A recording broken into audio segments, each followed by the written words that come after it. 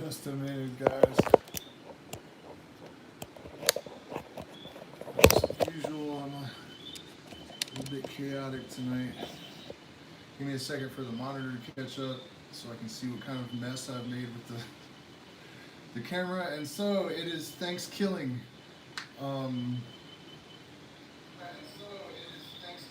atrocious American holiday based on overconsumption, gluttony, and pride in having destroyed another culture and taken their land or something to that effect. And actually, I shouldn't say destroyed, because we did not succeed in destroying Native American culture. We just did a tremendous amount of damage. And as a lot of you guys know, I've devoted a considerable portion of my life to working with Indigenous people and, you know, trying to extend some Indigenous reciprocity because I feel like with their, particularly with the sacred medicine like ayahuasca and peyote and tobacco even, that we have turned into a poison. Yeah, Shiba XXX, you guys, I'm gonna drop some small cap crypto calls, and they're really good ones, and I really hope you guys will check them out. I don't want to do that yet though. Let's stay on topic for a second. So they've given these medicines that have the potential to heal the individuals in our culture and also our society at large, even though we have given them death and destruction and betrayal, and it doesn't really seem like much of an even exchange. However, I would offer that, and I think most Native Americans would, you know, agree with this, even if begrudgingly, but the Great Spirit or the universe or God or however you want to think of it or speak of it, it doesn't do anything for no reason. And, you know, there's a reason why the white man's world came. There's a reason for all of it. And ultimately, I think the integration of all of these, you know, technology and culture and knowledge and wisdom, if we can find the peace amongst each other to work in homeostasis and to catalyze each other instead of this cycle of destruction. And also, aside from the sacred medicine, just the general, you know, difference in ontology, where they are, you know, the Native Americans are connected to the world around them. There are great mysteries that I have learned through direct personal experience that Native Americans are aware of, and they do not talk to white people about it, except with very few, and not just white people, I shouldn't say that, but any modern person outside of their, outside of the indigenous peoples. I would imagine that they're probably more open with other tribes than, yeah, man, like I said, we'll talk more about Shiba X, but I want to talk a little bit about this stuff first. And so, and it's not that white people are not capable of connecting to this thing that, you know, many Native Americans and indigenous people in South America have demonstrated undeniably that they are perceiving some aspect of our existence that most people, most non-native people, do not normally perceive. And it's not that we can't, it's just that we don't. And this is something that, you know, we really have to heal, and we have to create bridges between these cultures. It's extremely difficult. There is still a tremendous amount of animosity from Native Americans towards white people. And there's also, I mean, I deleted the comment, but there are still a surprising number of white people that just hate natives. Everywhere that I lived, the racial tension, you know, when I lived with the Cato people in Northern California, in Laytonville and Mendocino, and when I lived in southwestern Colorado, you know, there's still violence. And so, but what I was saying is this lack of connection that white people demonstrate. A lot of natives take that as proof that we're like less, and they actually believe that we cannot connect to it no matter what. that there's just absolutely no way that we can be reached. And I learned this when an elder invited me to a peyote ceremony, and the two younger Dene guys that were with him were outraged, and they said, "We don't." They said to him, to the native elder, "We don't know why you even try. They can't understand." And so this ability to perceive things that non-native people don't necessarily perceive, that I referenced during this period of like rapid spiritual awakening that occurred when I was living in southwestern Colorado, the Navajo that I encountered could see it. Night Horse, who, if you're out there, I'm still looking for you, because he has this rock that I gave him that is very likely from another star system. I made a video about it. You guys should definitely check that out. But anyways, Night Horse, or if any of you are Dene and you know how to find Night Horse, I would really like to talk to him again. But I was just walking down the street, and he said, "A white man walking between worlds, you don't see that every day." And so that was like the first indication I had that that they truly do perceive things that non-native people don't, and that they generally just won't waste their breath even trying, because a lot of them have been taught that white people just don't have even the capacity to connect with these things.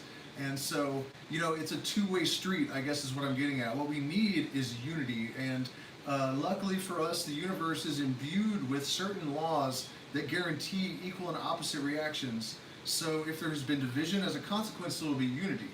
And so we can have faith in that, we can take solace in that, and it really is the integration of these cultures and all cultures around the world that, you know, will negate further instances of genocide. And if the white settlers had been just open and willing to share and compromise, they would have found that the Native Americans would have marveled at their technologies.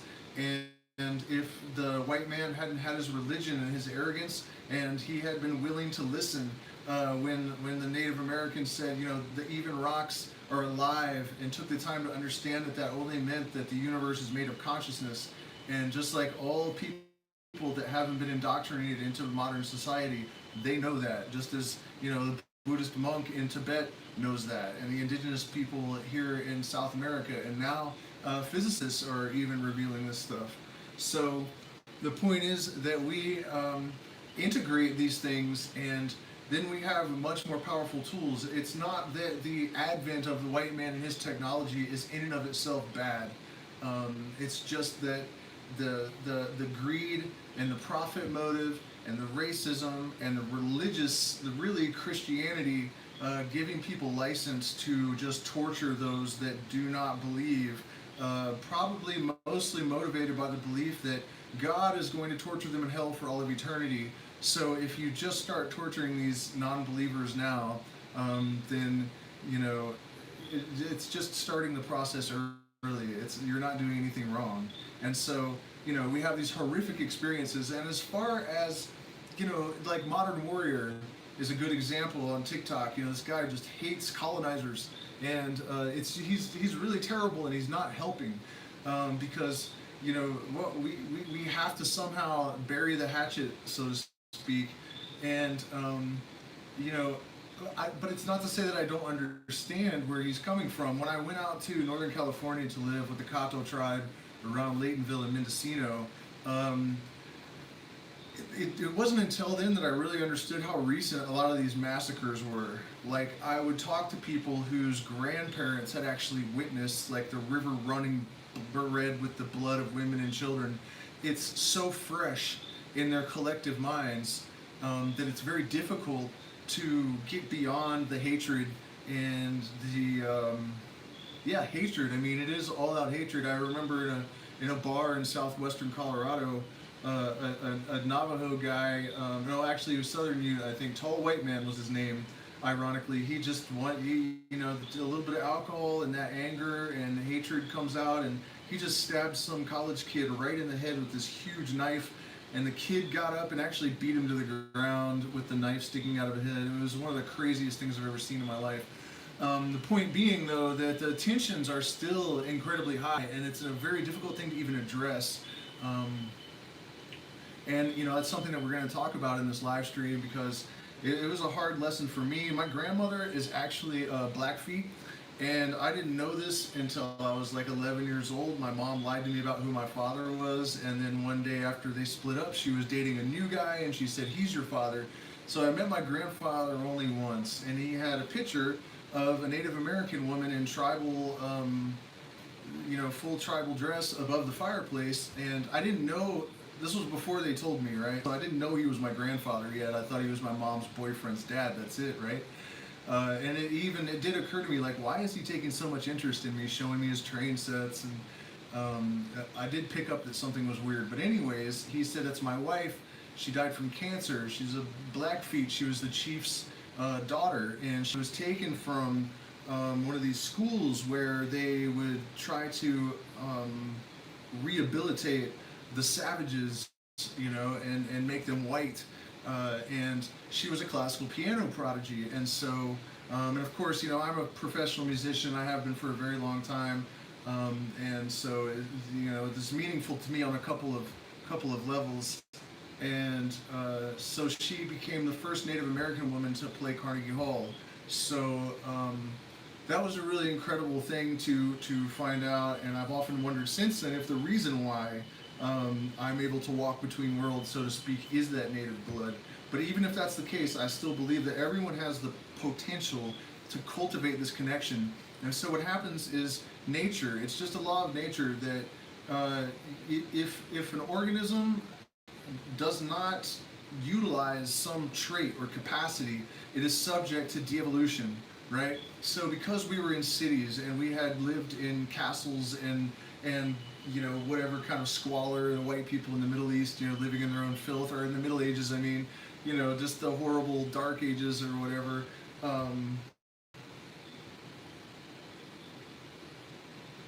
We didn't have the necessity to communicate with the plants, to communicate with the desert, to communicate with the living universal mind, to speak about it in the language of the Hermeticist. And again, if you really look at Native American ontology, I guess, or spirituality in general, and then you compare it to, Hermetic, I guess, philosophy, you notice that the people that either weren't ever a part of the, modernization or that culture, or in people that remove themselves from it, they come to view the universe in remarkably similar ways. All over the planet, all throughout history, and all throughout time. And so, but what I was saying is that this ability to receive the information that's coming in from the universe, from nature, becomes unnecessary to a person that lives in a concrete jungle and buys their food and doesn't hunt, and and to become disconnected from the cycles of nature. And so there is depth of consequence in this. It's not just that we lose the ability to receive the incoming signals from nature. We become disconnected from our own essential selves, and there's all kinds of different metaphysical rabbit holes we could go down to flesh that out.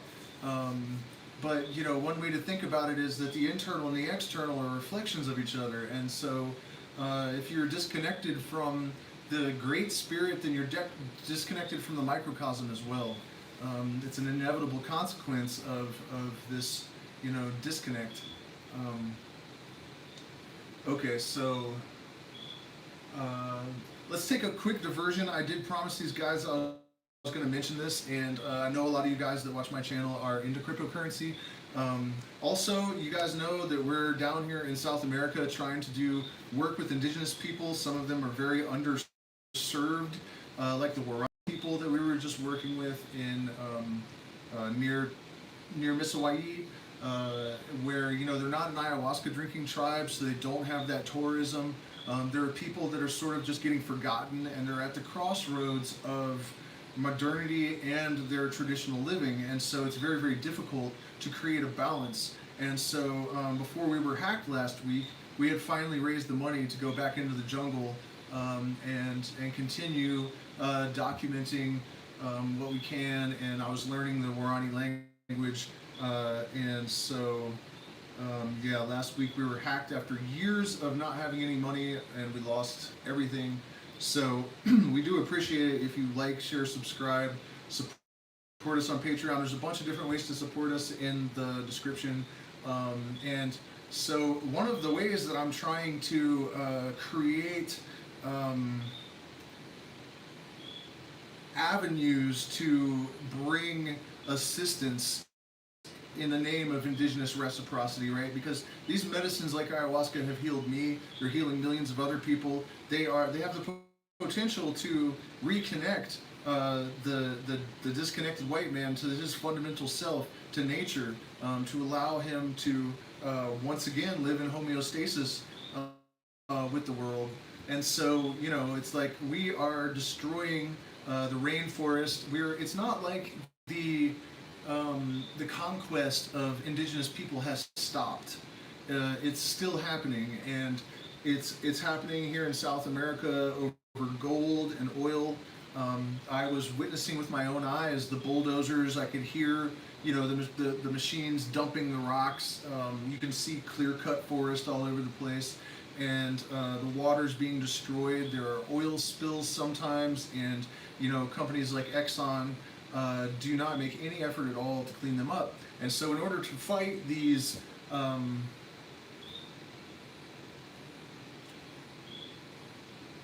they're like the arms of empire, basically. The only way that you have any possible chance of having any kind of impact is with money. And as whether that's unfortunate or not, you know, is neither here nor there, because it is as it is, and there's nothing we can do to mitigate that fact.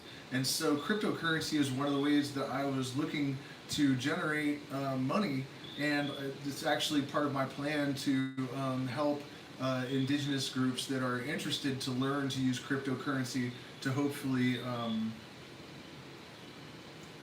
to invest the money that they have to conserve their lands and to fight the oil companies. It's the most powerful tool that we have right now. And so after we got hacked, I went looking for projects that are small market cap, which means that they're tiny, like $100,000 or less, and actually have some utility and a dev that you can trust and all this. And so I put links in the description. Shiba XXX. That guy, I won a roulette game in the Telegram last night. He sent me $300 in tokens, right? Free game, no charge to play. He's really, truly trying to build community. Pretty much no chance it's a rug pull. And when the market cap is that low, there's a tremendous amount of upside potential. So I put links in the description. And they're not paying me, by the way, to mention these tonight. I'm going to put out full promos for both of these in the next few days. The other one is Eagle Eye, and we have been scammed. We've been rug pulled, and you know, we're trying to do good work here. We're trying to raise money to help indigenous people. We're trying to empower conscious people. You know, we're trying to pull our own lives together, and we have been hit by scammers and hackers every time we've gotten ahead. You know, we were broke for 5 years. Finally, this week we got like $6,000 ahead, from $200 to $6,000 in like 30 days, and someone took it from us. And the community gave it back to us, and someone else took that. And now, you guys, if you do send us crypto to help us get back on our feet, the wallet address is secure. It did help us to learn how to protect ourselves. And if you need help, I can help you as well. You can email me, and I can tell you how to protect yourself and help you find good projects. I know there's a bunch of them. Since the guy stole our money, 2 of the projects that I was going to put the money in have 32x'd, which $1,000 in each would be $64,000 now. So if we hadn't been scammed and we hadn't been hacked, like, we would be set for a very long time and able to really, you know, make meaningful contributions to these causes that we're dedicated to. So it's really tremendously unfortunate. And I do see some of the guys from the Shiba XXX community have come to show support. Seriously, guys, I've been doing this for a long time, and I really do think it's one of the best communities, one of the best opportunities probably in cryptocurrency right now. So check it out. The link's in the Telegram. Come play some duck race games with us. And the other one is Eagle Eye, and they are fighting scammers. If you have a contract for any token, you can go into their Telegram and then use a bot that will tell you if it's a honeypot or rug pull, and they are constantly improving on what is the utility of the bot so that it can check more in depth for scams. And so that's a huge and important tool. So do check those out. And so moving right along. Okay, so we've discussed, the fact that we have to create more unity, and it's really difficult because the Native Americans have a tremendous amount of hostility, and there are still a lot of really racist white people. And so, it's like an active fire. It's not like this is all the past. And out on the coast of California, it's not even that long ago. There are people whose, like I was saying, their parents maybe even can remember some of the atrocities. My grandmother was taken from a reservation and placed in a school taken from her parents and kept against her will. So, these things that are not ancient history. But nevertheless, we have a common enemy. Everyone on this planet has a common enemy. And so one way or another, we have to get over the past, and we have to change our behaviors, and we have to find common ground in order to move forward. And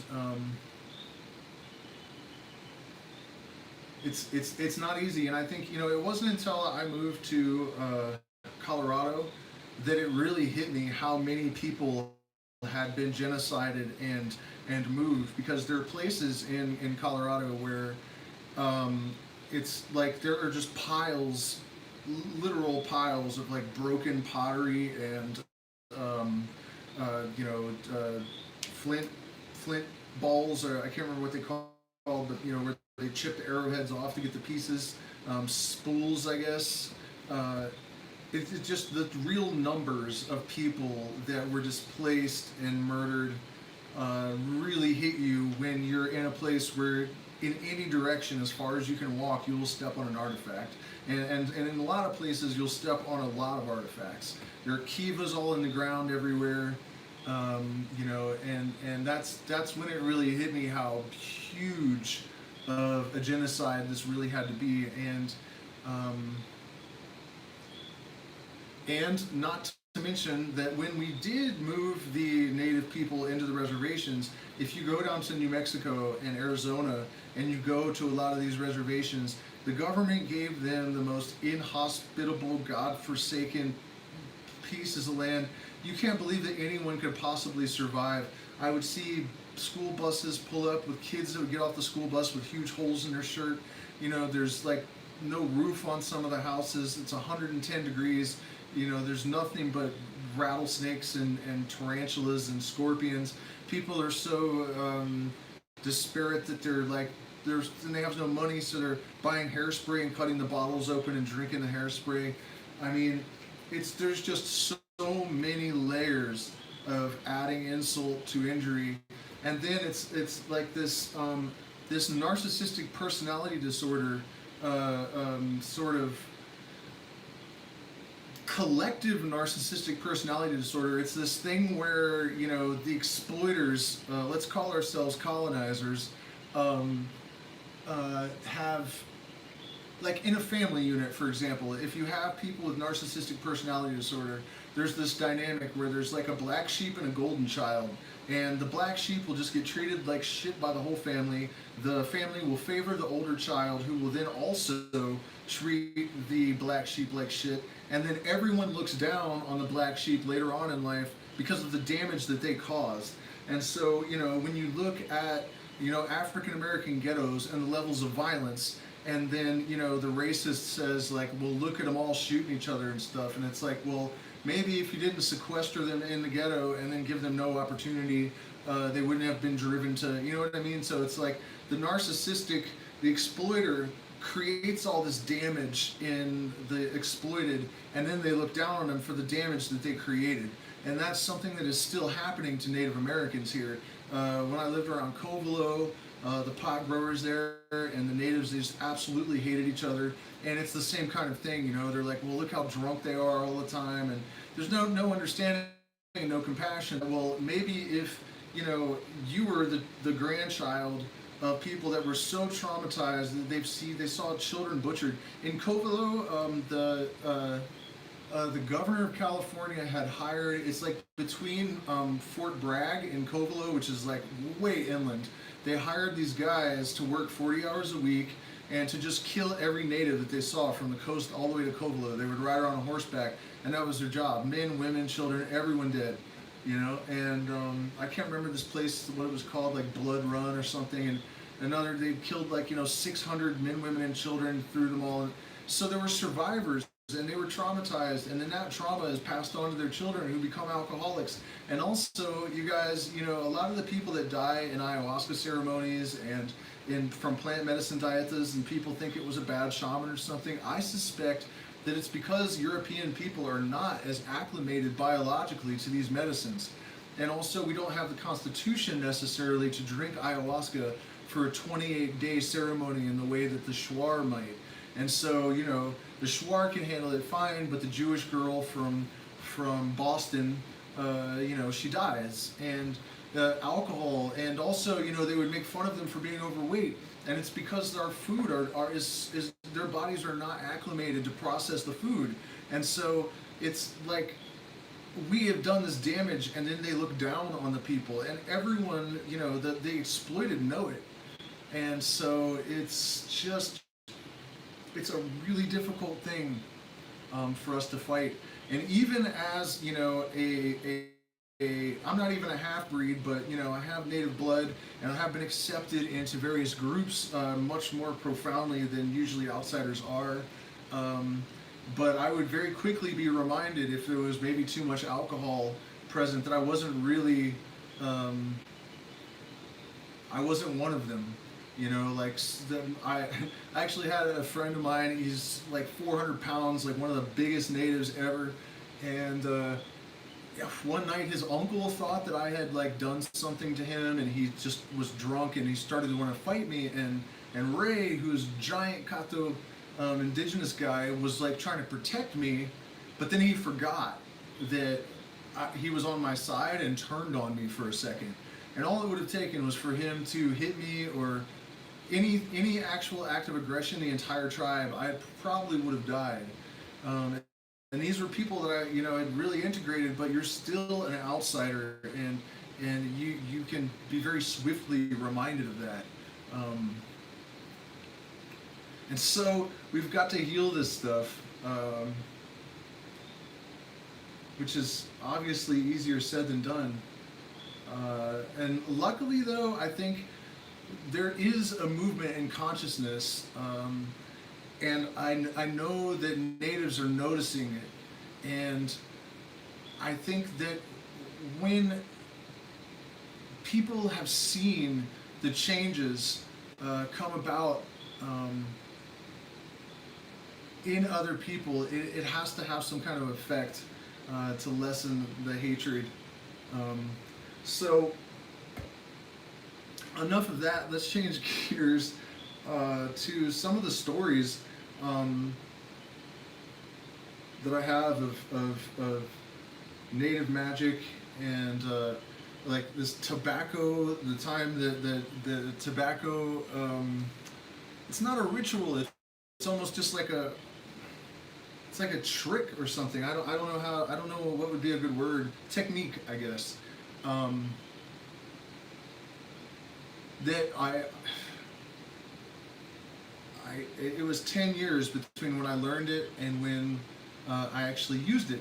But so I was walking down the road one day in Colorado, and there was this tall, beautiful Navajo guy and a short, chunky little one, and so I'm walking along, and I was really in this like walking between worlds, as Nighthorse would say. And so I'm walking along, and I see this giant, well-built, totally chiseled, 6'4", perfect ponytail. He looked like he just walked off the set of a movie. He like didn't look real. Clothes all jet black from head to toe, and he looks at me and he says, "A white man walking between worlds. You don't see that every day." And I was like, "Whoa," And you have to understand, in these areas, there's not a lot of interaction. The natives are very quiet usually. Sometimes they're overtly hostile. It's not as common to, just like outgoing and friendly. And as I learned eventually, it's not just about interacting with white people. They're kind of like that in general. At least it's in a stoic, I guess would be a good word. And you probably would be too if you had been living in the desert Southwest for thousands of years, and then a bunch of lunatics with guns slaughtered. Uh, not to mention contending with the Anasazi, whatever happened there. So it was true that I was walking between worlds, and I was really blown away that this guy perceived it. And so the smaller native guy next to him says, this is Nighthorse, and he's the most respected medicine man in the Navajo Nation.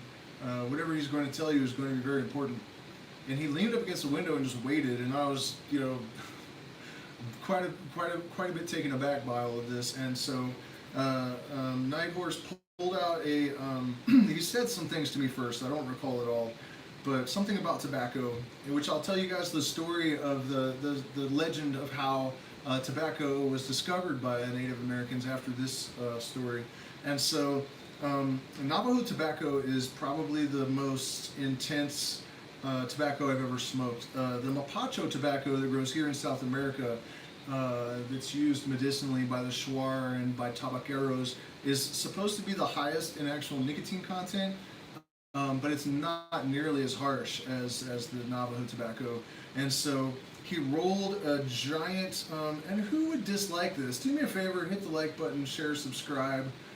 Probably, some redneck ass idiot Americans that just you guys should have seen the comment that somebody put earlier. They were like, well, natives enslaved people and killed everyone too. Like that excuses all of this other crap, it's, and really that was like the Incas and the Mayans maybe, and it's not like it was universally, anyways, God, I hate those morons. Well, I shouldn't say that, it's very divisive, right? So anyways, the tobacco is extremely harsh, and so he rolled the tobacco, a large cigarette, and he inhaled the entire thing until it was gone. And as he was inhaling, he just opened his hand, and there was just a little ash that just kind of drifted away, and the entire cigarette was gone in one inhalation. And so then he controlled his breath and blew some of the tobacco in each of the four directions. And we actually wandered into this parking lot. I don't know what happened to the other guy, and just talked all night about the Navajo knowledge of that we're all made of star stuff. And he told me that there is a way to see the beginning and the end and to know why. And he explained the ritual that you perform, but he also made me promise never to speak of it, and I have never done it. And so I don't know if it works or not. And so anyways, the real point of the story is that I never really knew what the tobacco technique that he showed me was for until 10 years later, one night after I had been drinking ayahuasca in the Amazon rainforest in Guadalquivir, Ecuador. I had been going through a lot because my mother had committed suicide, and I was trying to. Actually, I had been called off the deck by Pachamama, the jungle itself, basically, and she insisted that I actually go into the forest.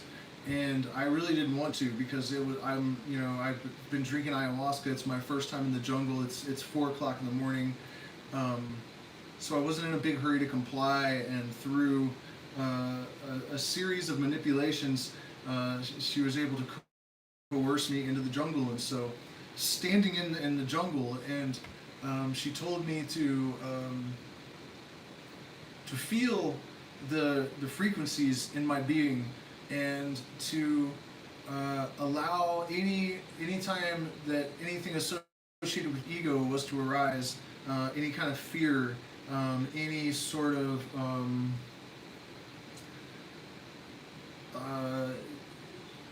just any kind of like emotional disturbance that shouldn't be there, to use my breath to calm it. And as I did this, the jungle started to come alive, and I started to notice that certain parts of my being corresponded with sounds of like the jungle owls and a mountain lion at one point off in the distance, and so I stood there experiencing this universal mind, sort of that connected to all of the creatures in the jungle and all of the plants. And I was standing later. I discovered, I didn't know what tree it was at the time, but there was a big noyorao, which is a tree whose leaves glow, and it's used in the dieta of the Shipibo people, and as an admixture plant with ayahuasca.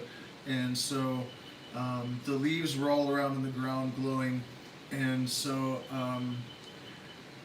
then all of a sudden I hear the voice of Pachamama say to me, "You were in danger," and I was in doubt because I thought that I had brought myself to this state where that just didn't seem possible. And I remembered that I had this Mapacho tobacco cigarette in my pocket, and so I took it out and I lit it, and I did what I had seen Night Horse do on the sidewalk 10 years before. For the first time, it just hit me. I just knew what to do, and so I went in each of the directions. I wasn't able to inhale the whole thing the way he did, but he was great and powerful roadman, and I can't imagine how he could have done that. And so when I got to the fourth direction, when I blew the smoke out, right behind me was this huge smash of a tree, like exploding, and I mean right behind me. And I turned to see this large creature bounding off, and I can't help but feel like what ultimately protected me was this tobacco technique that Night Horse had just randomly showed me on the sidewalk in Durango, Colorado, a decade earlier. And the reason that I'm also convinced that I was in danger is that if an animal sneaks up very, very quietly to right behind you, it probably has bad intentions. And so, that's the kind of incredible knowledge and also the ability to receive, I think, from Great Spirit or Universal Mind, or however you want to speak about it, these intuitive messages that compelled Night Horse to show me that specific thing at that specific moment, which would serve no purpose for 10 years. This kind of intuitive wisdom that we're compelled to act, and we don't necessarily know why or need to know why, but it is in service to some greater purpose. This is kind of what we have denied by losing our connection with this greater reality that we are now reestablishing, thanks to the wisdom of Indigenous people, the suffering of Indigenous people, the perseverance of Indigenous people, the sacred medicine of Indigenous people. And I think without all of that, we really wouldn't have any hope. There would be nowhere to turn. I mean, when Maria Sabina, the Mexican curandera that first gave the magic mushroom to Gordon Wasson, the banker, in the 1950s, the whole world would never be the same. And if that hadn't happened, I would be. I don't even want to try to imagine the world that we would be living in if contact with Maria Sabina hadn't been made, and if she hadn't made the decision to share that medicine with Gordon Wasson, who had no idea what he was getting himself into, and she gave him a very, very, very powerful dose. At the same time, peyote, coming from the North American tribes, the southwestern desert tribes, the first people to take mescaline, Aldous Huxley, Aleister Crowley, they were like the first ones to really rebel against our entire ontology of modern European people. And they were compelled to do so largely by the contact that they had had with the sacred medicines of indigenous people. They spoke to them in a way also that gave them power to communicate these experiences, and now we know that they actually do increase intelligence, and that they enhance memory, and that they enhance creativity, and that they allow for revelation and spiritual experience, mystical experience, all of these things that are the antidote to the atom bomb, to the self-destructive and globally destructive behavior of not of any particular race, but of any race that has been disconnected from the universal mind, from Great Spirit, however you want to speak of it. And on this channel, I talk a lot about how gnosis makes people fundamentally better. So what is lame, Mike makes right?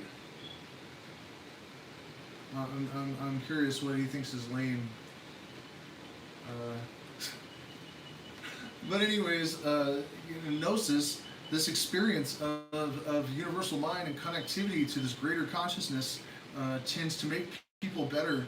It makes them not more peaceful, but not aggressive. Like if you attack me, I have no problem with defending myself. But my hatred of America, I mean, do you see this idiot? It's not hatred of America, it's hatred of ignorance, it's hatred of greed, it's hatred of delusion, it's hatred of blind indoctrination, it is hatred of subjugation, exploitation, pride based on standing on the backs of other people that you're then looking down upon. It's got nothing to do with America. America is an abstract symbol that has absolutely no reality except in the minds of a few brainwashed morons.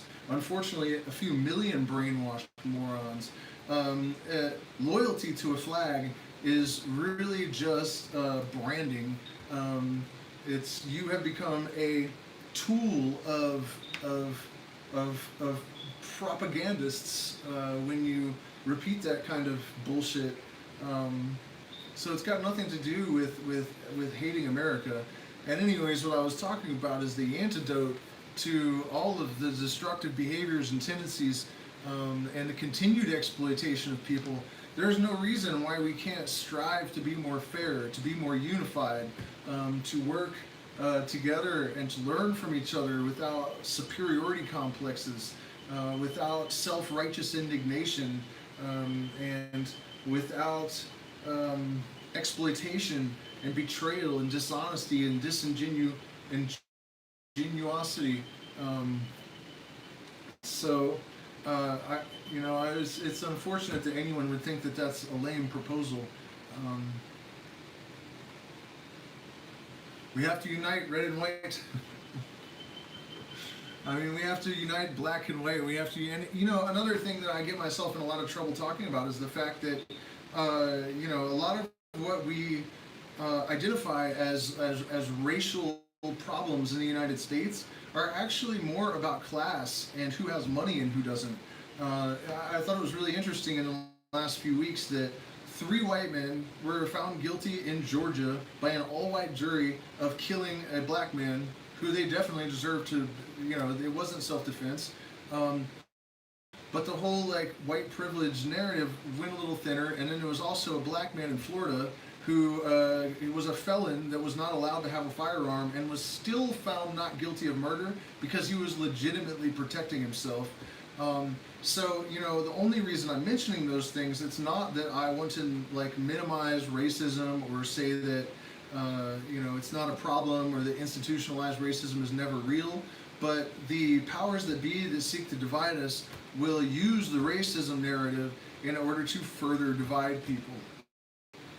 And I noticed a couple people as soon as I started talking about the fact that just the black and white thing, they just tune out, and that's because the propaganda has got them so indoctrinated that what happens is when they're confronted with the truth, it triggers a fight or flight response. And that's why it's so difficult to really reach people that already think they know something.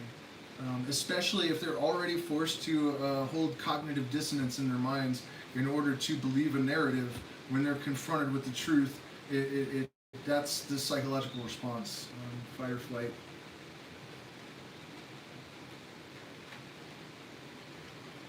So,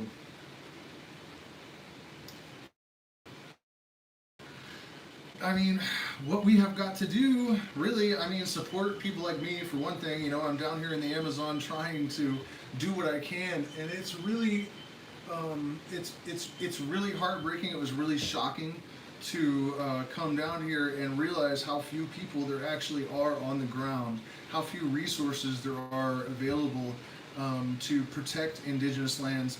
And, you know, the governments are not, they do not, they're totally corrupt. All world governments, as far as I can tell, are totally corrupt. Here in Ecuador, they have just sold, I think it was 2/3 or 1/3 of the entire Ecuadorian Amazon to the Chinese. And so it doesn't matter if they're uncontacted indigenous people, you know, and then there are also the Democrats in the United States that believe that their party is really out to protect all of these resources and that they're looking out for minorities and all that kind of stuff. But it's not true. Here in Ecuador, there was two uncontacted tribes that were sitting on a vast oil reserve, and Barack Obama came down with one of the CEOs of Mobil or something, and they met with the president, and then when they left, Ecuador was on the dollar, and those indigenous people were being driven out so that bulldozers could destroy the jungle, and the oil could be shipped to the U.S. So the exploitation and the destruction, the genocide really is still happening. This is something that we like to think happened hundreds of years ago, and it's not happening anymore, but it's definitely still happening. And it's so heartbreaking to see all of the different influences.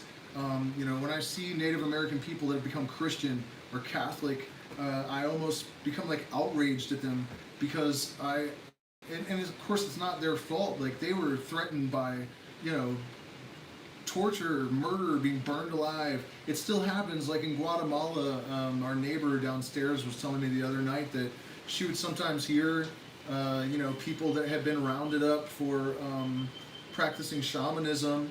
And remember, these are mestizo people, so they're half indigenous at least, and they become Catholic, and so they're still burning shaman alive in the name of Jesus.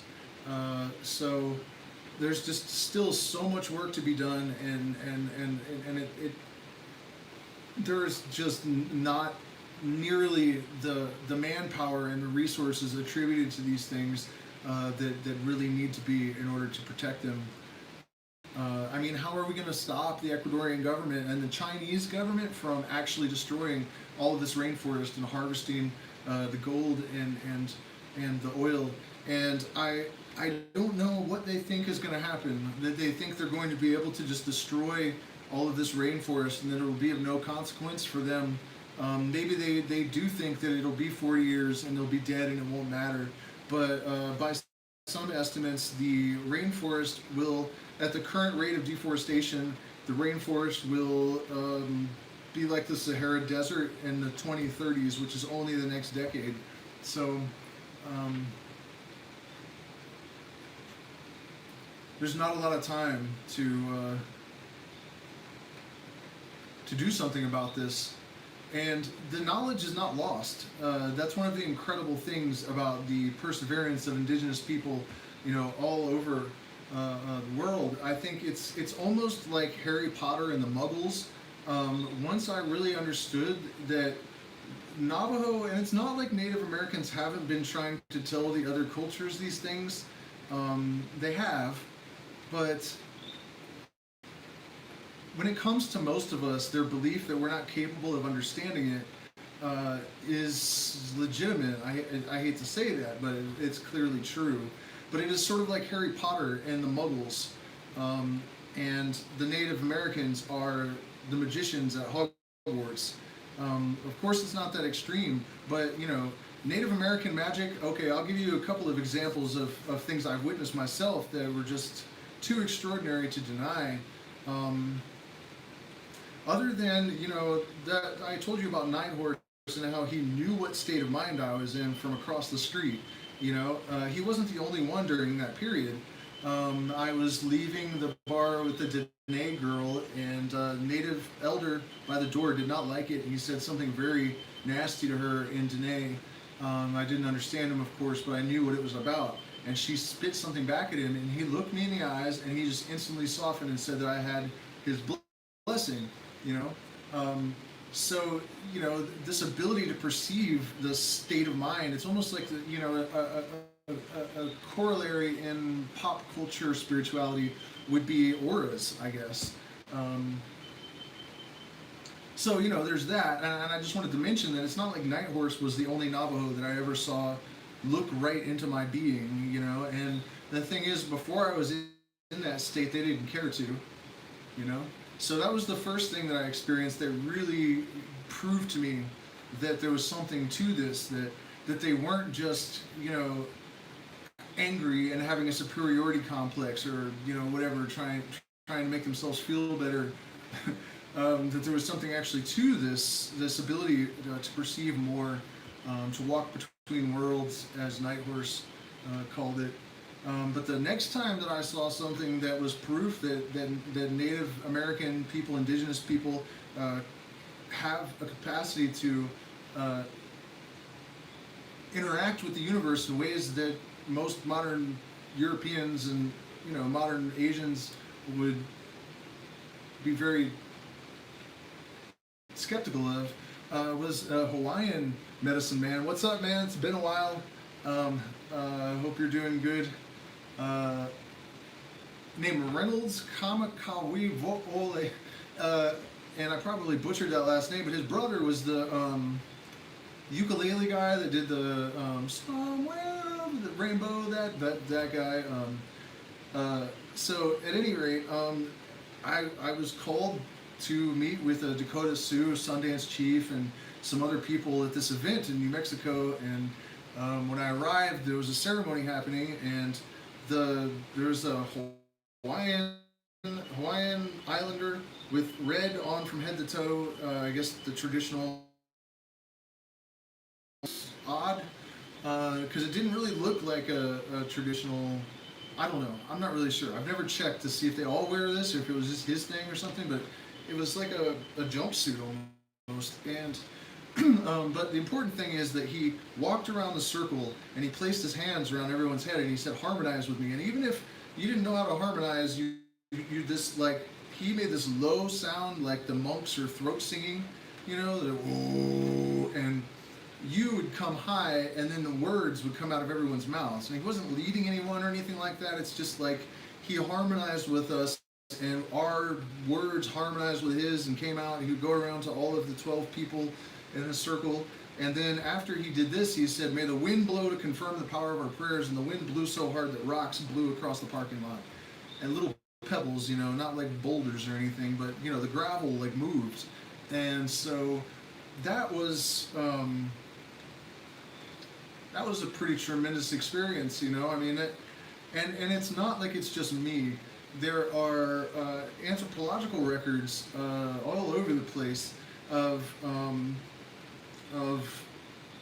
Native Americans in the desert Southwest boiling water without any source of heat, calling the wind, as I described. I also have seen a rain dance apparently work, and the thing is, you guys, you might want to invoke coincidence and say, well, it's just, sometimes it rains. But the circumstances around this ceremony, it was really weird. It was crystal clear, and we actually did this. It was like the serpent dance with the Lakota Sioux Sundance chief, and we were inside the building, and when we came out,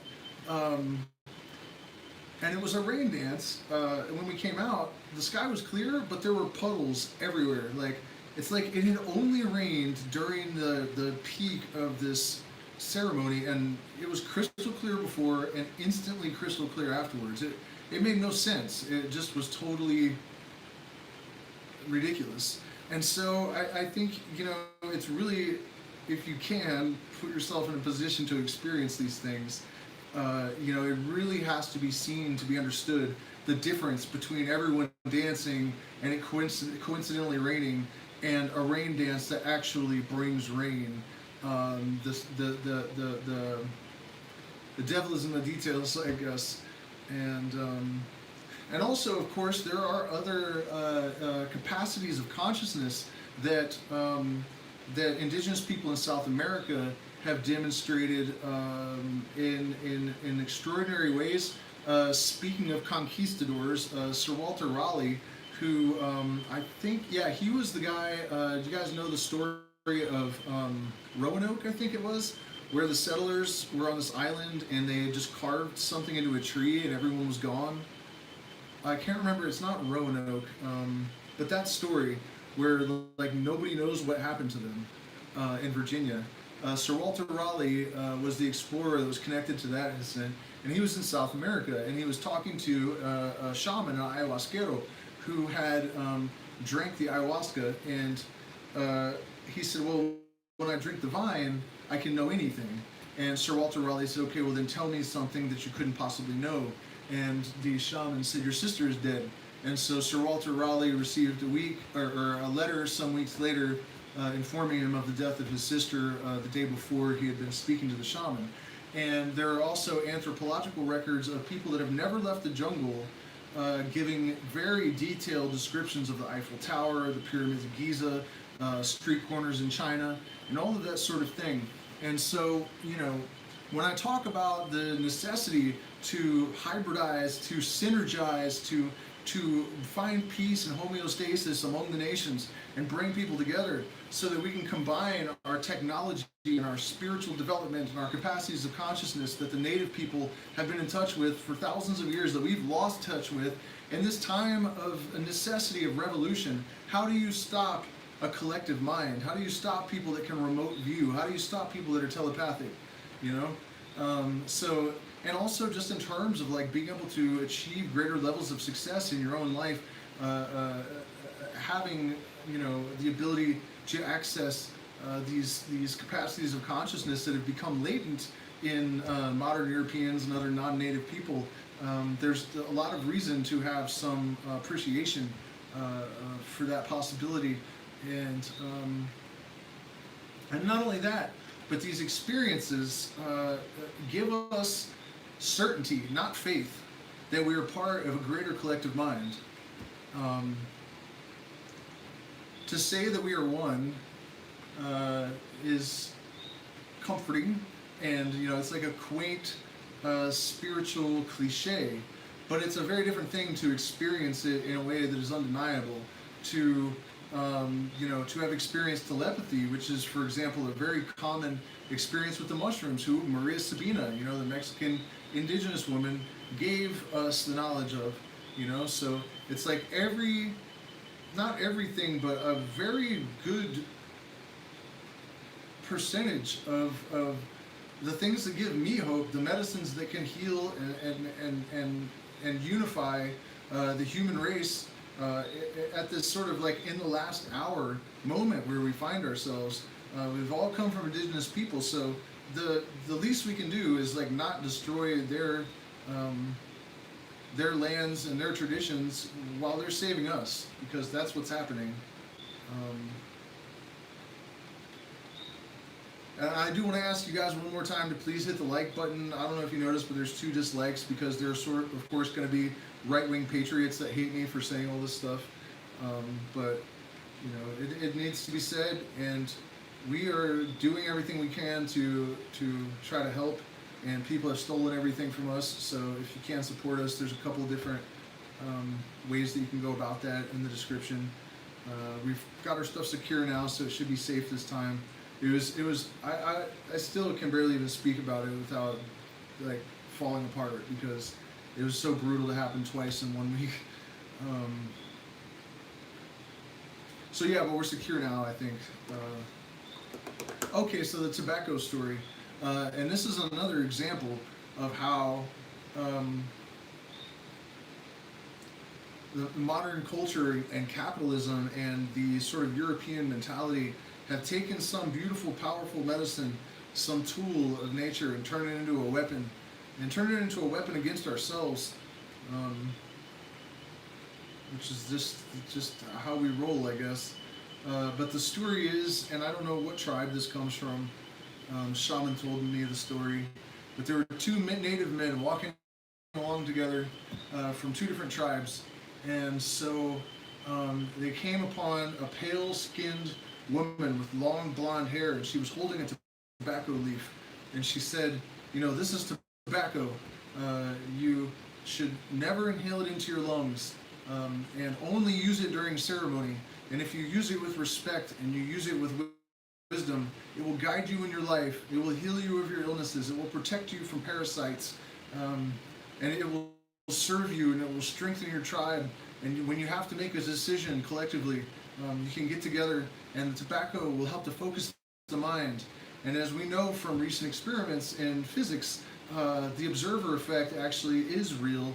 And when there is a group of people, you have exponentially increased ability to have an influence on subatomic particles, so on energy, on our reality, right? So gather in a group and focus this consciousness like a laser beam with the tool of tobacco. And she said, oh, I missed a part of the story.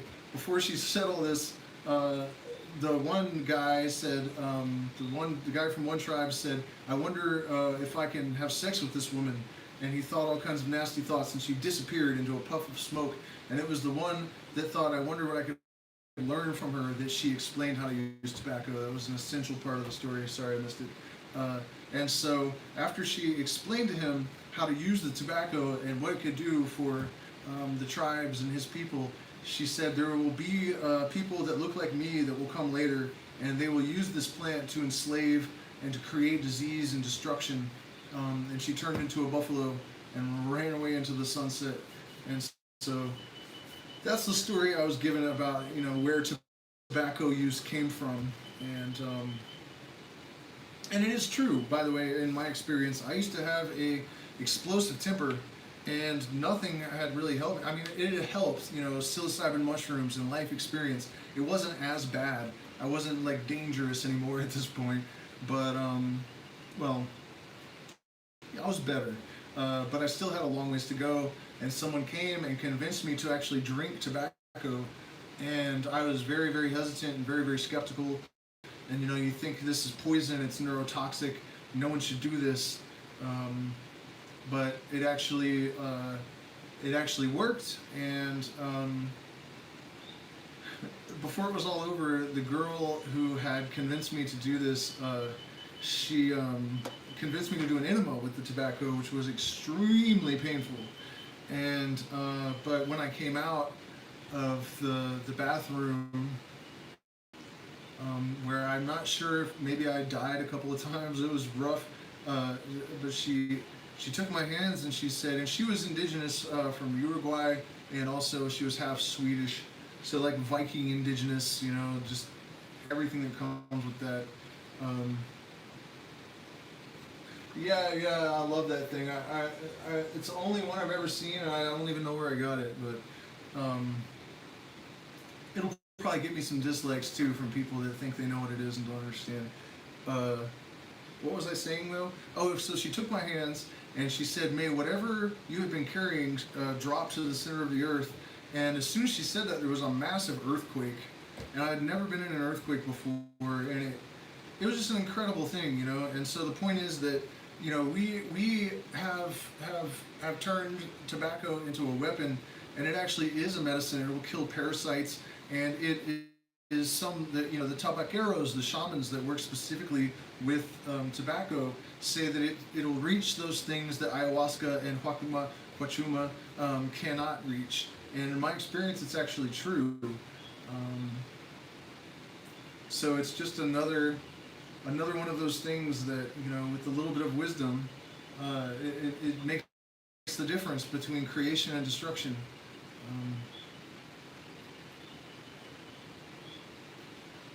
So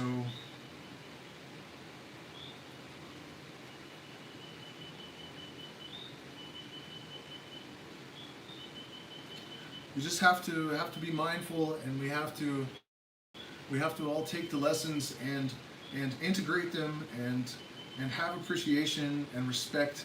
And I think one of the things we're being called upon to do in this time is to go the extra step, to take that awkward, to put ourselves out there to the extent that it might be awkward, in the interest of creating a bridge, because there's a lot of healing and unifying that needs to happen in order for us to move forward. And we're not going to have the strength, and we're not going to have the wisdom, and we're not going to have the knowledge, and we're not going to have the heart unless, and certainly not the numbers, unless we're really able to finally unify. And I think that, even though the elements in our world that are so powerful and so destructive and so threatening seem indestructible, I think that if we are able to really come together, we'll find that we outnumber them so much that it's not even really a fight. But we have to let go of a lot, and we have to do it very quickly. So, if there's any of our Native brothers and sisters out there, you know what it's like. You know how much hatred there is for the colonizer. And, people say it's understandable, look what happened and all of this, but it's not understandable, and it's not okay anymore. We cannot continue to cling to these things. We need the unity, and there aren't so many Native Americans in the United States who really took those numbers way, way, way down. But the lessons and the wisdom and the value of those people that are left is enormous and incredible, and we need them on our side. And so hopefully, if any of you out there are Dene or Yurok or Dakota or Seminole, and you have brothers that still are full of hatred, you will try to reason with them and explain to them that they are the only hope that they have of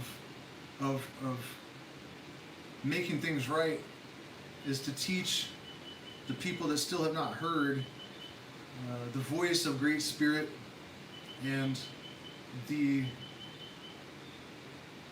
those that have not learned to walk between worlds, to teach them how. Because once you've had this experience, it's like the Matrix, where there's the red pill and the blue pill. Once you've had this experience of walking between worlds, once you have heard the voice of Great Spirit, once you have connected with the universal mind, you are changed in an organic way. Something is catalyzed within you that is a true change. It's not some kind of like abstract commitment to change your behavior and to live in a different way. You're compelled by some force that is greater than any of us. It is the collective sum of all of us. And so this is the only way forward. And so thank you guys so much for spending this time with me. I hope that this was helpful.